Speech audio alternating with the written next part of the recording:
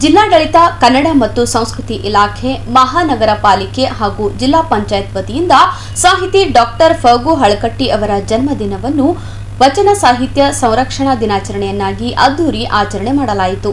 ನಗರದ ಕನ್ನಡ ಭವನದ ಆವರಣದಲ್ಲಿರುವ ಸುವರ್ಣ ಸಭಾಭವನದಲ್ಲಿ ಏರ್ಪಡಿಸಲಾಗಿದ್ದ ಸಮಾರಂಭದಲ್ಲಿ ಭಾಗವಹಿಸಿದ ಅನೇಕ ಗಣ್ಯರು, ಸಾಹಿತಿಗಳು, ರಾಜಕೀಯ ಮುತ್ಸದ್ದಿಗಳು ಸಾಹಿತಿ ಡಾಕ್ಟರ್ ಫಗು ಹಳಕಟ್ಟಿಯವರ ಭಾವಚಿತ್ರಕ್ಕೆ ಪೂಜೆ ಸಲ್ಲಿಸಿ ಗೌರವ ನಮನ ಅರ್ಪಿಸಿದರು.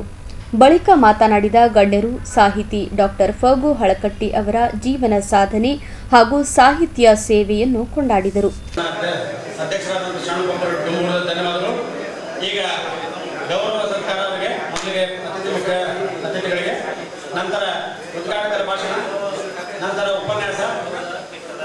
ಎಲ್ಲರೂ ಶಾಂತಿಯಿಂದ ಕೂತ್ಕೋಬೇಕು. ಕಾರ್ಯಕ್ರಮ ಸಮಾಧಾನ ಮಾಡುವಂತ ನಿರ್ಣಯ ಮಾಡಿದ್ದೀವಿ. ಎಲ್ಲರಿಗೂ ಕಾರ್ಯಕ್ರಮ ವ್ಯವಸ್ಥೆ ಇದೆ. ನಾವೆಲ್ಲರೂ ಶಾಂತಿಯಿಂದ ಕೂತು ಉಪನ್ಯಾಸವನ್ನ ಆಲಿಸಬೇಕಾಗಿ ವಿನಂತಿ. ನಾನು ಏನು ರಾಜ್ಯ ಸರ್ಕಾರ ಕೈಗೆತ್ತಿಕೊಂಡಿದ್ದಕ್ಕೆ ನಾನು ಮೊದಲಾಗಿ ಅಭಿನಂದಿಸ್ತೇನೆ.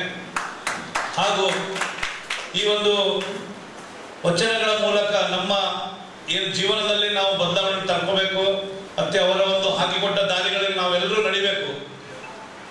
ಇದು ಫಗು ಹಳಕಟ್ಟಿಯವರಲ್ಲದೇ ನಮ್ಮ ನಾಡಿನ ಸಾಕಷ್ಟು ಏನು ಇವತ್ತಿನ ದಿನ 12ನೇ ಶತಮಾನದಲ್ಲಿ ಶರಣರು ಏನು ನಮಗೆ ಒಂದು ವಚನದ ಮೂಲಕ ದಾರಿಯನ್ನು ತೋರಿಸಿಕೊಟ್ಟಿದ್ದಾರೆ. ಆ ವಚನಗಳು ಬರೀ ವಚನಗಳಾಗಿ ಉಳಿಬಾರ್ದು, ಆ ವಚನಗಳಂತೆ ನಾವು ಕೂಡ ನಡ್ಕೊಳ್ಬೇಕು ನಮ್ಮ ಬಾಳಿನಲ್ಲಿ ಅಂತ ನಾನು ಈ ಸಂದರ್ಭದಲ್ಲಿ ಈ ಒಂದು ಸಮಾಜದ ಎಲ್ಲ ಒಂದು ನಾಗರಿಕರನ್ನ ತಿಳಿಸ್ತಾ, ಇವತ್ತಿನ ದಿವಸ ಏನು ಈ ಒಂದು ವಚನ ಸಾಹಿತ್ಯ ಸಂರಕ್ಷಣಾ ದಿನಾಚರಣೆ ಆಚರಣೆ ಮಾಡ್ತಿದ್ದಾರೆ. ನಾನು ಮತ್ತೊಮ್ಮೆ ಸಮಾಜದ ಎಲ್ಲ ಒಂದು ಗಣ್ಯರಿಗೂ ಹಾಗೂ ಜಿಲ್ಲಾಡಳಿತ ಕನ್ನಡ ಮತ್ತು ಸಂಸ್ಕೃತಿ ಇಲಾಖೆ ಮಹಾನಗರ ಪಾಲಿಕೆ ಹಾಗೂ ಜಿಲ್ಲಾ ಪಂಚಾಯತ್ ಅವರಿಗೆ ತುಂಬ ಹೃದಯದ ಒಂದು ಅಭಿನಂದನೆ ತಿಳಿಸ್ತಾ ನಾನು ಎರಡು ಮಾತಿಗೆ ವಿರಾಮ ಕೊಡ್ತೀನಿ. ಶರಣ ಬಸವಣ್ಣ ಒಂದು ಕಡೆ ಆನೆಯನ್ನು ಹೀರಿಕೊಂಡು ಹೋದರೆ, ಕುದುರೆಯನ್ನು ಹೀರಿಕೊಂಡು ಹೋದರೆ ಸತ್ಯದ ನಿಲುವನ್ನು ಅರಿಯದೆ ಹೋದಿರಲಿಲ್ಲ. ಎಷ್ಟು ದಿನ ಅಂತ ನಾವು ಸಾಂಕೇತಿಕವಾಗಿ ಹೀಗೆ ಬಸವಣ್ಣನ ವಚನವನ್ನ, ಬಸವಣ್ಣನನ್ನ, ಫಗು ಹಳಕಟ್ಟಿಯವರನ್ನ, ಮಹಾತ್ಮರನ್ನ ಹೀಗೆ ಮೆರೆಸು. ಅವರನ್ನ ಮೆರೆಸಬೇಕಾಗಿರುವುದು ನಮ್ಮ ನಾಲಿಗೆಯ ಮೇಲೆ ಮಾತ್ರ ಅಲ್ಲ, ನಮ್ಮ ಮನಸ್ಸಿನಲ್ಲಿ, ನಮ್ಮ ಎದೆಯ ಎಲ್ಲ ನಾವು ಅವರನ್ನ ನೆನೆಯಬೇಕು. ನಾನು ಒಬ್ಬ ಸರ್ಕಾರಿ ನೌಕರನಾಗಿ ಈ ಮಾತು ಹೇಳಬೇಕೋ ಗೊತ್ತಿಲ್ಲ.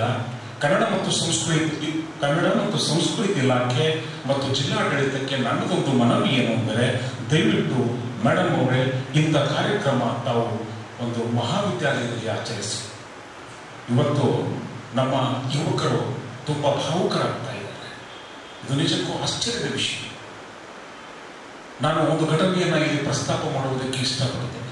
ಮೊನ್ನೆ ಬೆಂಗಳೂರಿನಲ್ಲಿ RCB ಗೆದ್ದಾಗ ಇಡೀ ರಾಜ್ಯದ ತುಂಬ ನೀವು ಯಾವ ಹಳ್ಳಿಗೂ ಹೋದರೂ, ಯಾವ ನಗರಕ್ಕೂ ಹೋದರೂ, ಯಾವ ಗಲ್ಲಿಗೂ ಹೋದರೂ ಅಲ್ಲೆಲ್ಲ ಪಟಾಕಿ ಹಚ್ಚಿ ಸಂಭ್ರಮಿಸ್ತಾ ಇದ್ರು. ಮರುದಿನ ಒಂದು 24 ಗಂಟೆಯಲ್ಲಿ ಕಾಲು ತುಳಿತದಿಂದ 11 ಜನ ಸತ್ತರು. ಆದರೆ ದುರಂತ ನೋಡಿ, ಆಶ್ಚರ್ಯ ನೋಡಿ, ವಾಸ್ತವ ಏನು ಅಂದ್ರೆ ಆ 16 ಜನರ ಸಾವಿಗೆ ನಮ್ಮ ಯುವಕರು ನೋವು ಮಾಡಿದ್ದು 1-2 ನಿಮಿಷ ಮಾತ್ರ. ಇವತ್ತಿಗೂ ಕೂಡ ಅವರು RCB ಸಂಭ್ರಮದ ಕುರಿತು ಮಾತಾಡ್ತಾರೆ. ಇವತ್ತಿಗೂ ಕೂಡ ಅವರು ವಿರಾಟ್ ಕೊಹ್ಲಿಯ ನೆನಪನ್ನು ತೆಗೆದಿದ್ದಾರೆ, ಸತ್ತವರ ನೆನಪು ತೆಗೆಯುವುದಿಲ್ಲ. ನಾನು ಹೇಳುವ ಉದ್ದೇಶ ಏನು ಅಂದರೆ, ಈ ಪ್ರಸ್ತುತ ಕಾಲಮಾನದಲ್ಲಿ, ಈ ದುರಿತ ಕಾಲದಲ್ಲಿ ನಾವು